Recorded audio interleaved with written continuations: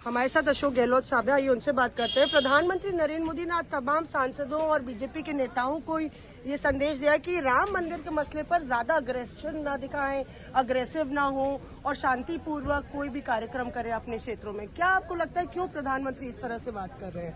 एकाएक लगता है डिवीजन में आगे होंगे तो जिस प्रकार से उन्होंने जो माहौल बनाया है एक तरफा, जैसे कोई बीजेपी का प्रोग्राम हो रही है, सुप्रीम कोर्ट के आदेश से राम मंदिर बन रहा है, राम में आस्था सबकी, हिंदुस्तान में सबकी है, और माहौल ऐसा बन गया जैसे कि ये बीजेपी का अपना मंदिर बन रहा हो, वो दंगे इन्वाइट कर रहे हैं, सरकारी प्रोग्राम हो, जबकि धर्मगुरुओं को आगे रख के प्रोग्राम होना चाहिए था।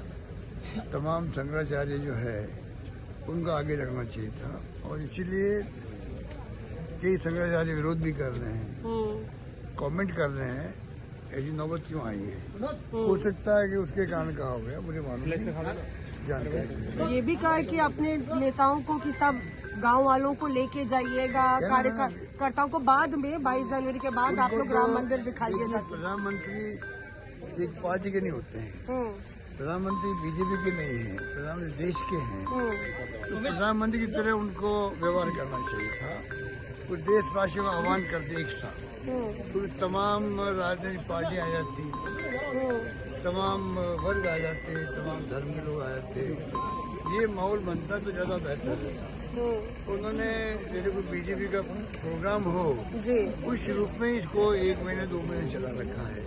चुनाव के अंदर भी चुनाव जीतने के लिए उसी प्रकार का आह्वान इन्होंने किया। राम मंदिर के नाम पे ही चुनाव जीतना चाहते हैं, जबकि मैं बार बार कह रहा हूँ राम के सबके हैं, गटगट के राम क्यों कहते हैं? तो ये मैं समझता हूँ कि जो अप्रोच थी वो ठीक नहीं थी। इसलिए जैसे आप कह रहे हैं कि आज उन्होंने कुछ इंस्ट्रक्शन दिए अपने पार्टी नेताओं को, तो डिफेंस में आगे दिए होंगे।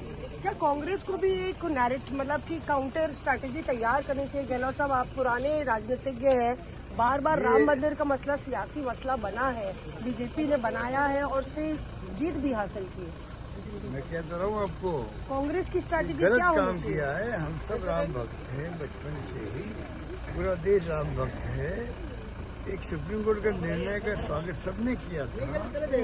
तो प्रधानमंत्री, मैं फिर कहना चाहूँगा, वो बीजेपी की एक पार्टी की प्रधानमंत्री नहीं है, वो देश के प्रधानमंत्री है। वो ढंग का व्यवहार करने की बजाय प्रधानमंत्री मोदी जी ने, तमाम गृह मंत्री जी ने, तमाम इनके मुख्यमंत्रियों ने अभी चुनाव लड़े तो उन्होंने भी राम मंदिर की बात करने लग गए, सनातन की बात करने लग गए, विवाद पैदा किए गए, विवाद को बढ़ाया गया जिससे कि इनको वोट मिल सके, कुछ सफलता भी इनको मिली है। ये जो अप्रोच है इनकी लोकतंत्र में, मैं समझता हूँ इनकी आस्था नहीं है।